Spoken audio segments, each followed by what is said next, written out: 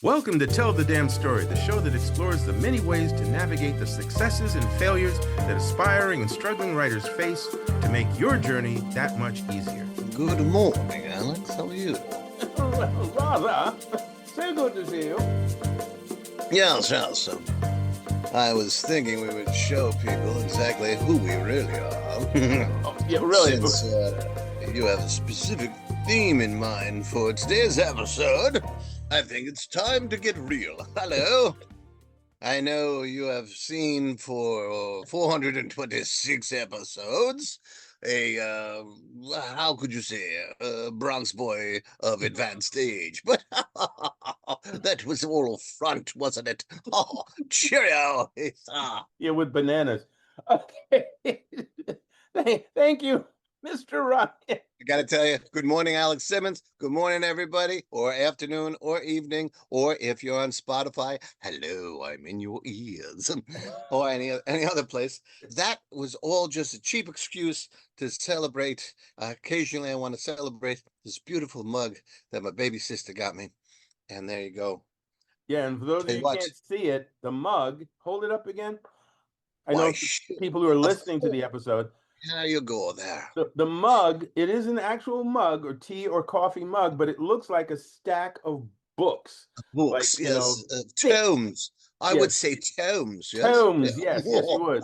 Sherlock Tomes. No. Very nice glass mug. If you hold it to the light, it's beautiful. Yes, it is. And it holds very nice cup of tea, if you know what I mean. Yeah, and there we go. That's to celebrate my little sister, who was inspired, her and her daughter, my niece, my beautiful niece, were inspired by my beloved son and beloved daughter-in-law, who were off on their honeymoon for amazing. God bless this woman. She worked out affordable ways to go to four countries in Europe. God bless her. My side, we just picked my son up from the airport, my son and daughter-in-law. Yeah, I was going to say, what, did you leave her at the airport? From the airport yesterday. And, his eyes are open. He sees a wider world, and that's her gift to him. She loves him. He loves her. It's beautiful. Yes, but they also are inspiring people. My sister and her daughter, and they, like everybody, were watching the updates and little pictures they were sending and stuff. And they said, we could do something. So they went to England and France for like 4 days, 2 days. God bless them. Me and T went to Home Depot, so, everybody does what they can. Get out there and see the world. And let it inspire your writing, ladies and gentlemen. The aisles of Home Depot. Yes. Oh, look at this. Hammers. Very nice. Very nice. All right. So I'm going to try and just stay one accent for a while in this episode. And it's all meant to show you a little bit behind the scenes. The craziness that I have to deal with this man. So, yes. So we expect many, many emails and cards and letters. Dear Alex, you have our sympathy. Love us. Love the entire world. There you go. So what are we talking about today? You might be asking, because you're totally lost right now, but I had a good time. Thematically, it kind of tied in. Yes, it did. How? Loosely. No, actually, this is a behind-the-scenes episode, folks. This is behind the scenes. And actually, in its own bizarre way, it does tie in, because the insane chicanery and nonsense and joy and laughter and rapture and even references to personal experiences and family love and appreciation and travel, all of those things are a part of what creatives take in as fuel for their creativity. Yes. And what we're doing today is we're going to talk a bit about how Chris and I barely function in the normal world behind the scenes as creatives, because, and I'm gonna be transparent here and say that there are times when I drop the ball on communication with some of you folks out there. My bad. And I realized, why am I doing that? Why am I not more consistent in certain things? And I realized because we are juggling multiple plates on those thin little those sticks. If anybody my age knows Ed Sullivan and the balancing acts that people used to do on that show. I don't know if people still do that, but yeah, we have. They just try to live their own lives, and they're juggling a ton of things. Everybody's juggling a ton of things, Exactly. is my pay going to be able to fill my gas tank? And can I go in the shop, right? Or is Or all Home the Depot. food, Yeah. yeah, it's all the food now poison? What am I going to do? I'm trying not to explode my buttocks out. What can Yeah. I do? It's just a crazy world, right? So there's a bunch of things to be concerned about. Are my kids safe? Is the cat okay? All that sort of stuff. And then go ahead and write. And what we're suggesting is that all of that is fuel for the creativity. You know, Absolutely. Well, the goofiness that I do shows that we have a friendship that is damn near 50 years in the making. So all of that tomfoolery and that kind of stuff is an expression of that friendship. But absolutely. so is And his this madness. seriousness. Yes, all of that is just, I love to show people what Alex has had to live with or at least deal with for half a century. So but I it will. gets to Yeah, it gets to behind the where we're going. scenes. Yes, it Yeah. goes to, Yeah. and some of that he's mentioned, I will go a little deeper into later. But let us talk about our I freelance wanna experience. I wanna add before you get to freelance, I I wanna knew he ask was you going to do that. Go ahead. Go ahead. Go yes, ahead. I wanna ask you a question about your workspace. Okay. While you're doing projects, does it affect your workspace? Oh, absolutely. What do you need? What do you need for the workspace to be where you can work? I'll try and answer that very succinctly because it's a long answer, but I'm going to pare it down tremendously. There was a time when I would have my work on the project would explode throughout the room. Yeah. Right? Whatever research material I needed, I got lazy about cleaning up after myself because that's unimportant. The creativity is where all my energy, my focus is going. So some of my old dirty clothes is lying around, stuff like just Excuse me. total trash, right? And Right. then when the project was finished, I Right. would notice the absolute explosion of crap all over the You place. look up and you look at the debris and say, "What Yeah, happened here?" yeah. I Yes, mean, no, it was did bad. I didn't know I'd been in a war. My goodness, right? I asked that because I am in the middle of chaos. Well, Yesterday, let me I just focus in. finished. Yeah, Well, let me it's just coming. focus It's in. coming. So what happened was about a year ago, an actual student of mine, a coaching student of mine, was relocating to another state and had a family heirloom that, God bless him, he gave to me. And Wow. it is a roll top desk from the early 1900s. His great grandfather had bought it and it had been in the family all those years. And he didn't want to sell it. He didn't want to throw it away. He wanted to give it a home where it would be appreciated. And it wound up here. So now, 90% of my chaos when I'm knee deep in stuff is in this space right Oh yeah. here.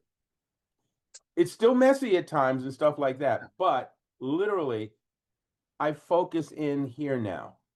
Right. And it feels, I don't know, it feels comforting in a way because it controls some of the chaos, and yet at the same time, I can have chaos. Oh yeah. I only asked all that because yesterday I finished Soul Scream Anthology issue 8. Madness takes its toll. And this morning I came into this room. So with not going, okay, I have to find that missing comma or whatever was on my mind, right? Yep. Um, so I saw the room for what it is. Yeah, every index card, every legal pad that had notes on it that wound up, that's Wow. where it's there. So that's part of behind the scenes. Now you had a series of questions, so I'm gonna just shut up and listen and Well, see what we can do. again, I what I wanted to do was share some of the things that we do and how we deal with it, successfully or not. And I'll actually start it off rather than throwing it at you. I have four stages that I sort of function in. One could look at it as four different departments of my life, or however you want to phrase it, but four stages. So the first stage is as a freelance writer. Aside from my own projects, which there are two central ones, right?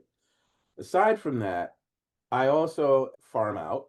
And so there's a writing project that I've been working on now for about a year, which I can't talk about in detail because of the NDA, but been slow in developing because there's a lot of moving parts, and I'm really excited to be able to talk about it eventually. But it's where I have to put a certain amount of my concentration. So I have to portion out my thinking and my energy and my time to my stuff, my specific freelance work, and then my client's freelance work. And there's only 24 hours in a day. So I have to allocate. What I try to do is a couple of hours every other day on the client's freelance work. Understanding that, let's just say, because it's not always this way, but let's just say Monday, Wednesday, Friday is client freelance work. Okay. And then Tuesday, Thursday is my freelance work. And it's not the whole day, it's just a certain amount of time.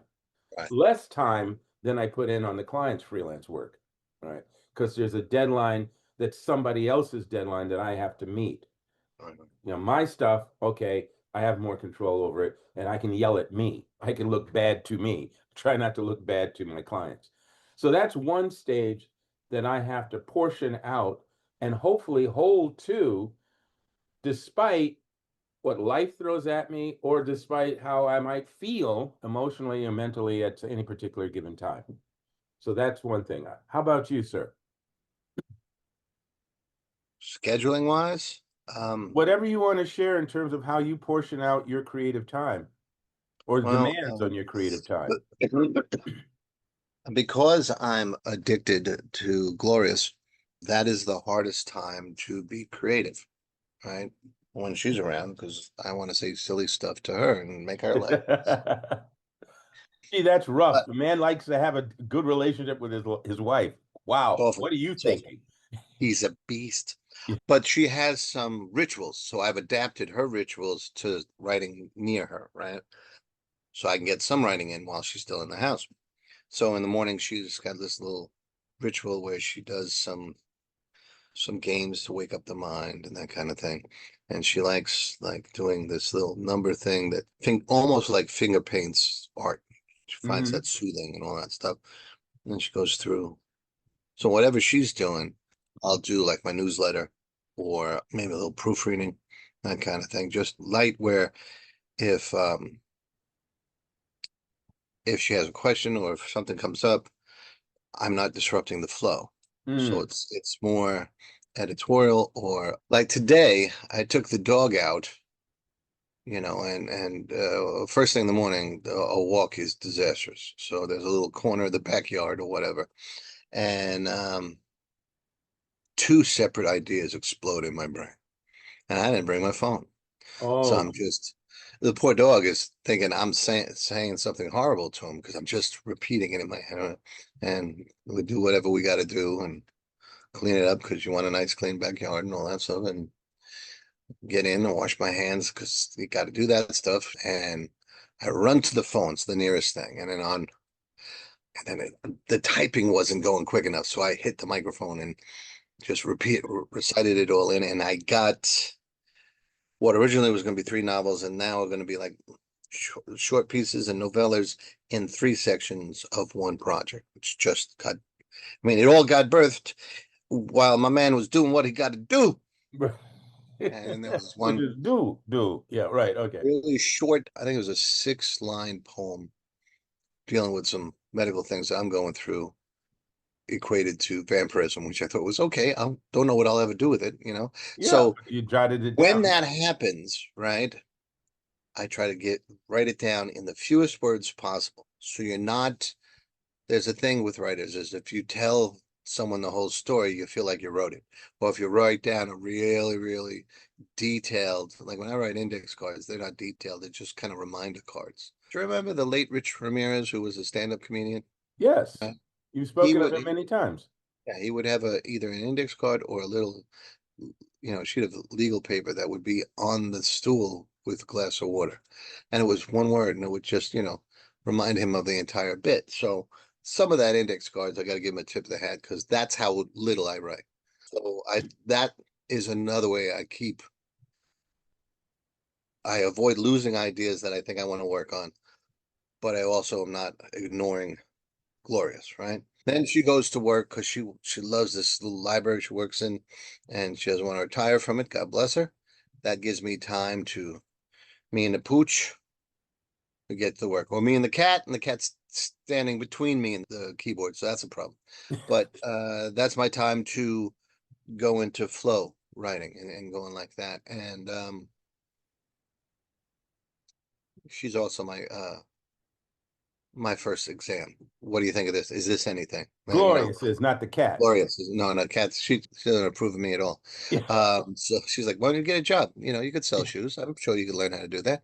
Um, and the dog is like, listen, man, give me a treat and I will say it's a bestseller. So neither of them are good sources. But I will, and if she pauses a microsecond, then I know it's not that good because she's a former pre-K. So the compliment is coming. Oh, that's so nice. You drew the apocalypse. Very nice, Wendell. This is good. So you just got to hear that, like the little micro changes in her voice, and then I know I got to work on that and all that stuff. And then,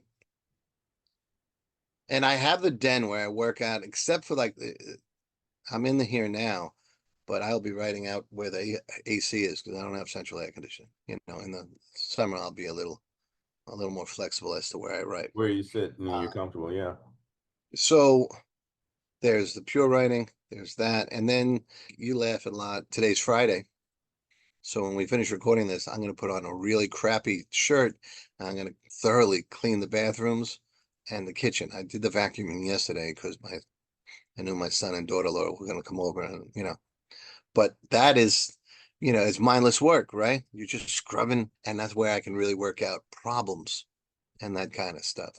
So you said you have a rhythm that you I can have a work with. rhythm. I don't have a schedule. I have a rhythm. Yeah. Excellently well said. Yes. So Okay. that's some behind the scenes of process. Yeah. But I know you want to go other places. Yeah, I mean, for instance, again, for us, because as I said at the beginning of this, is sometimes I feel like I dropped the ball in terms of reaching out or dealing with some of the people who are communicating Well, with it. I will talk to you about what I said about that. Okay. I know you say you dropped the ball. I am really, really slow to throw the ball. Like I will, there's a few people who I have already spoken to about coming on this show, and many months ago. And like the process I use to decide who I invite to submit to SoulScream because I cannot physically handle a slush pile of hundreds of stories. I just don't have the capacity, and you have to know your limitations. Mm-hmm. So I will observe people at a Quoting Clint con. Eastwood. Yes. Well, yeah, just look, talk to them, see their vibes, and if I get a gut instinct, give them a try, then I will. And I have a pretty good batting average, but it is not 1,000. Probably batting, you know, um, Jeter says, this is baseball is a game of failures. You hit Mm. 3 out of 10 times and you're in the Hall of Fame, right? Um, I think I'm between 250 and 300 batting average with maybe more because I've started a pattern of reusing some people I can really trust.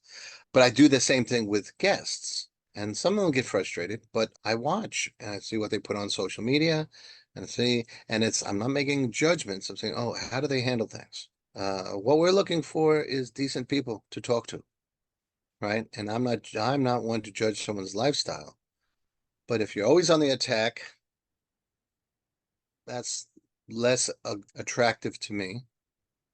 We have one person who actually we've had on before, but I've been watching with just delight each podcast he does, and he's better and better. And now I can't wait to get him on because not because he got good enough for us, no, is that it's going to be such a richer experience for him and for us and for the audience because the confidence that he's been doing well and he's been having some success, and it's beautiful to see.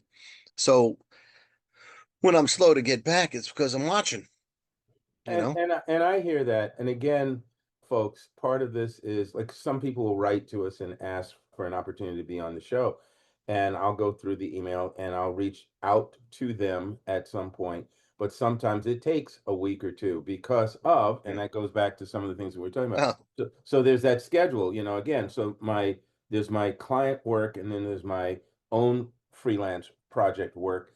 And that can take up a certain amount of time, 5 days a week.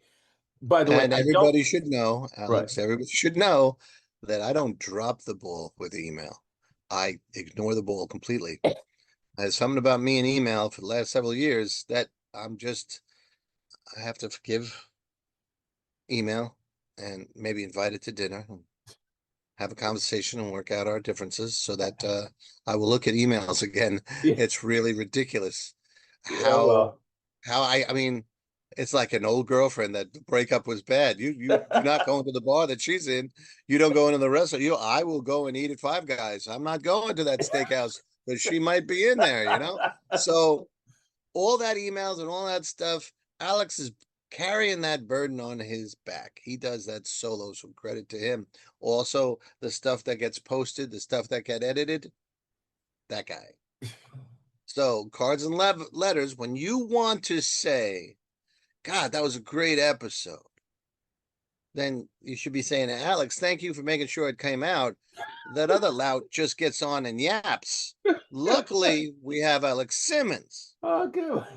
Or the name of the show would be, man, someone should tell the damn story, Ooh, So ooh, oh, that's a good one. That's a good it one. ain't Chris. Where See the how the hell's mind he? works. See how the mind works. Behind the scenes, he does a ton of work, man. Yeah, and so does he. And hey, I thank you for that acknowledgement, Chris. Absolutely, 100,000 times. But People, I I will owed him also 20 say bucks. that, smacking him for a moment, Chris, yeah. So I write. I also teach, right? I also teach. I have some private clients that I coach, writers, and then I also teach a few days a week at the New York Film Academy. I teach screenwriting, and I have this wonderful stories around that, which I won't go into in this episode, but I will in another episode because that's an adventure all by itself. But the thing is, while I'm doing my writing, and then my teaching, Chris is also writing his butt off and with a dedication. This is not about blowing each other's horns here, and that sounds wrong. But anyway, with a dedication that is extremely, extremely focused, because Chris is passionate about writing. He lives and breathes writing. He lives and breathes stories. Some of you out there, I know in your heart and in your mind, 22 out of 24 hours a day, you live and breathe writing. And I've watched this guy do it. He said, we've been friends for almost 50 years.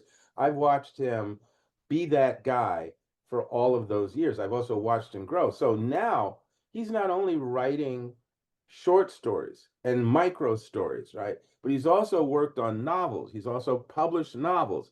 He has written for other people and he's written and produced some of his own material.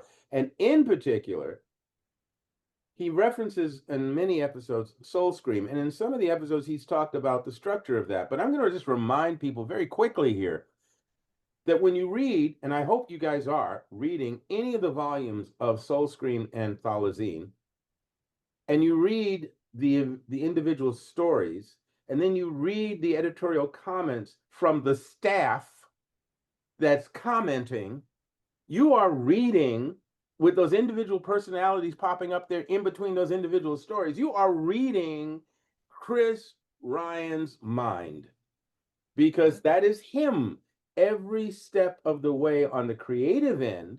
And then, and he's referenced editing, he's then for days on end, hours on end, when he's hovering around the woman he loves madly, he is editing Way too that much. She work. should get a lawyer. But He is editing that work. yeah, And I don't mean, oh, he goes through it with a pencil, finds some little faux pas, and says, okay, my work is done. He goes through that several times, oh yeah. painstakingly.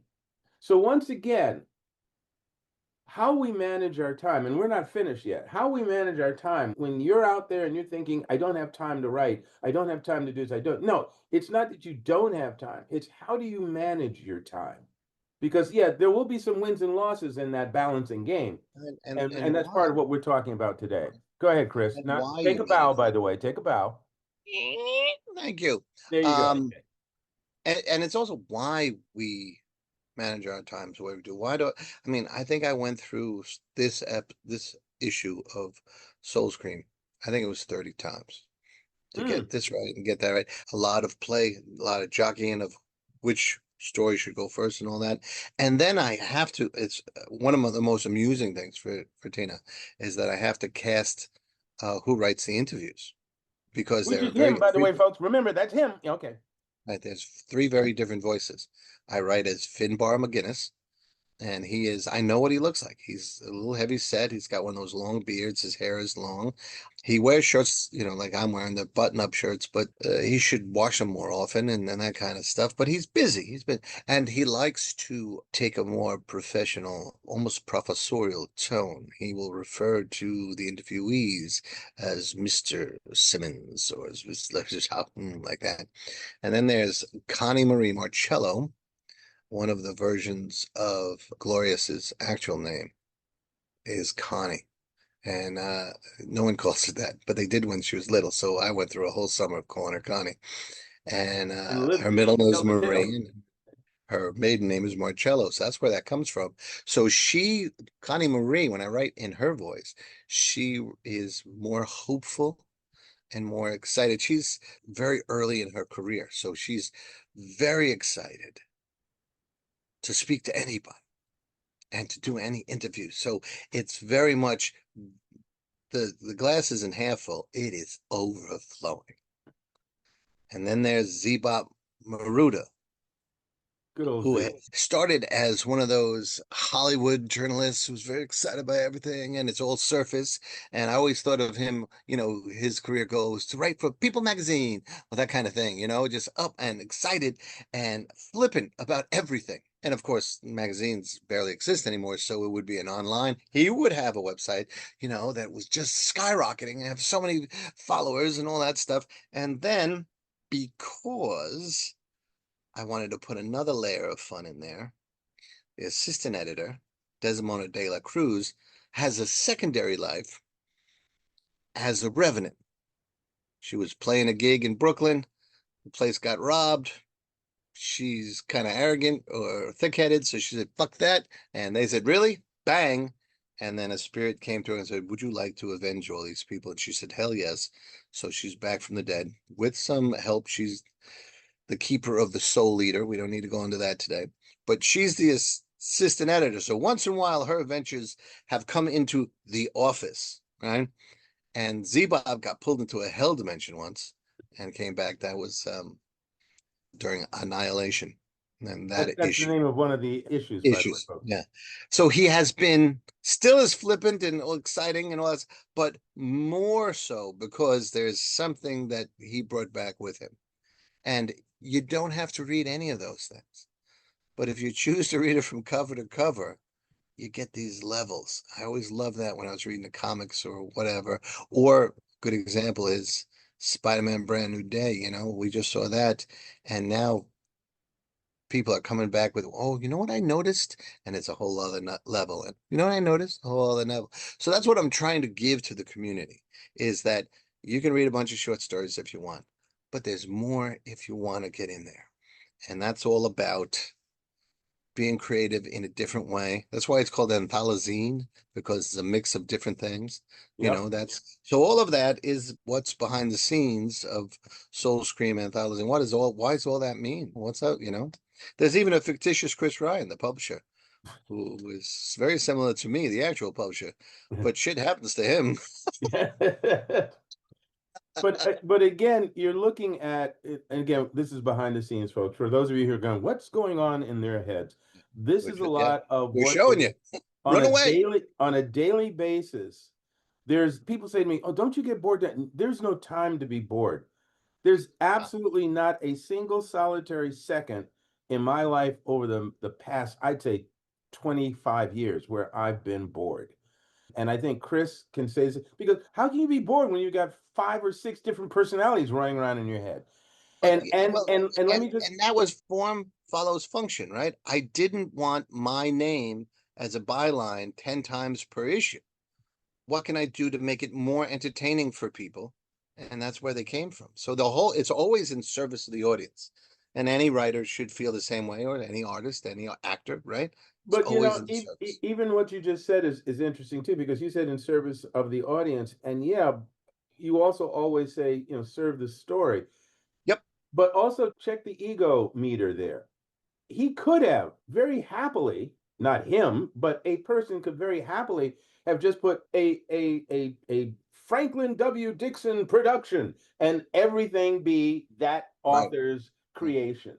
And Chris is going, I don't want to see my name 5 or 6, 7 times in this thing. What? No, please. It interrupts this, it interrupts that. So he added another layer of responsibility, another layer of creativity, another amount of time. But at the same time, and this goes back to something that we've talked about repeatedly. Hang on, let me just finish the thought here. Go ahead. It You can look at writing, folks, as, oh yeah, I got to write this thing. I got to get through this chapter. I got to work out this dialogue. Or you can go, look what I get to Yeah. do. Look at how I get to do this, and I can have that happen. Right? And you can approach it as often as possible from a playful attitude, from a playful frame of mind, which is a much freer, Oh yeah. open, liberating frame of mind. Yes, Chris, you were going to say something because you're chuckling. Little anecdote because it fits in with all this. I'm driving to the airport with Glorious, and just banter, and and I said, you're gonna laugh when I actually said this, and I'll get to my point in a second about it. I said I didn't write anything for this issue. And what I meant was I didn't put a story with my byline in this issue. And she said, yeah, why didn't you do that? And then she stopped for a minute and she went, and for those of you listening, yeah, I just kind of rolled my eyes because, because she knows all those different people and who they are. But I think it's a sign of success when you start thinking of your characters as their own voice, their own people. And there was that moment yesterday where I was like, I didn't. Yes, I did. It's just not my name. Yeah. Just lie So down on the couch, Chris, and let me get my pad and pencil. Yeah. I thought it was funny.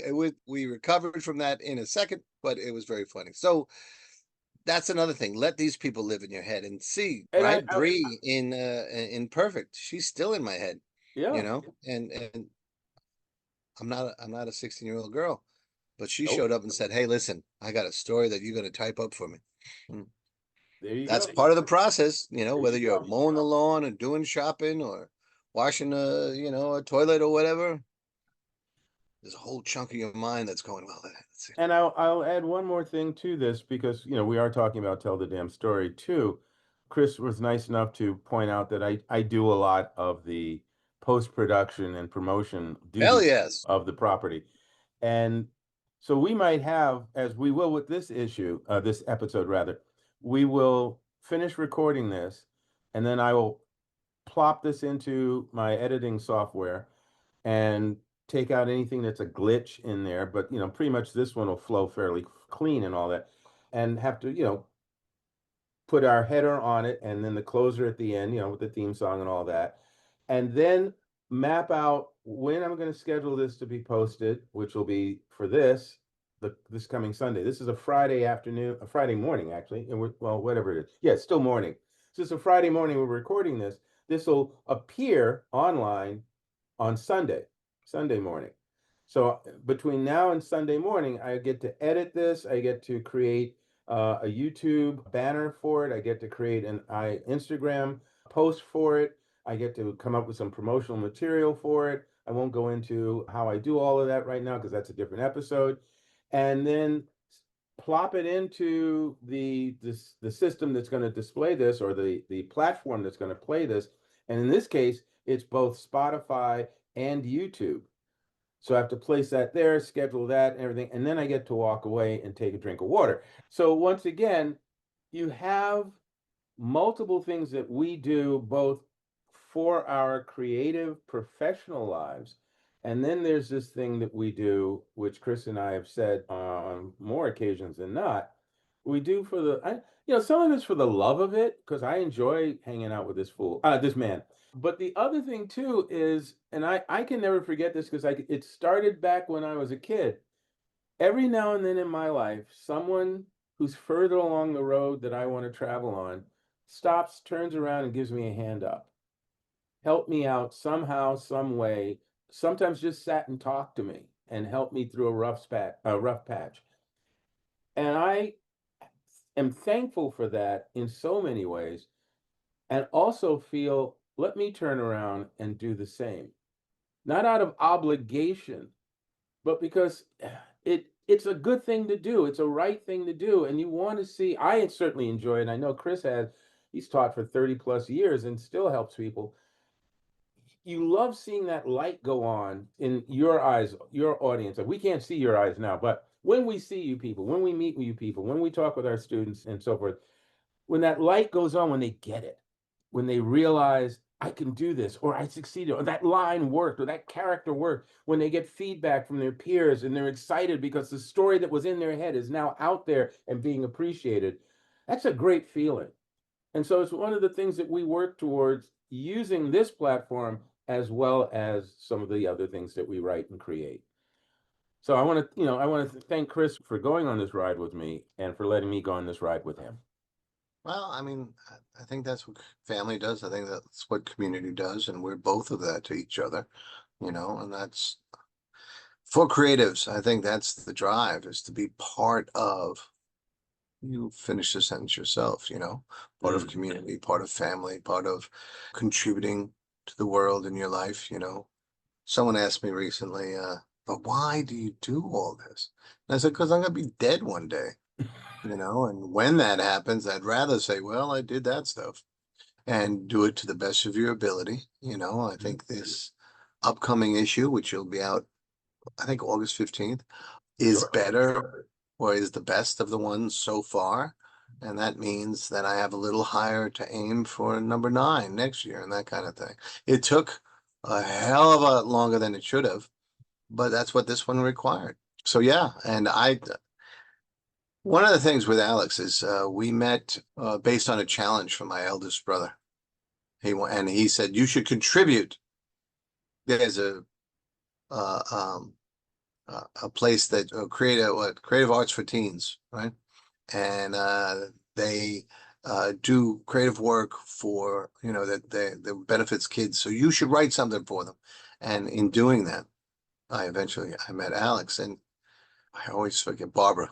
Yes. When I first met Barbara, and I was met with skepticism. Yes, that's one of the reasons I continue to be indie, is that the Bronx side of me bristles that you don't want to give me a chance. You just met me and you want to doubt me, which has led to Billy Wizard and the Evil Eye, but it led to you, and you didn't have that. And the people who accept or give a chance, I try to keep them around and give as much as I get. And I think that's good advice for all of you out there. Take that skepticism and put it in your pocket. You can always whip it out like a switchblade, but look around first and see what people are offering, and see who they really are, and proceed from there. Whenever I make a quick snap judgment, or an assumption, I tend to shoot myself in the ass, which, if you've ever tried that, is very awkward. And when you look and you see what people are bringing to the table, that's usually when you're better off. So that's one of the, if there's any big number one behind the scenes thing I would say, is that's why this has existed for, I think this is episode 427. I will have you know that we have not yet received payment from the multi-billion-dollar endorsement deal that comes the way of a show that's lasted this long, and we are waiting. Okay, we're being patient, but we expect you soon. Yeah, somebody write that check. But it's absent all of that.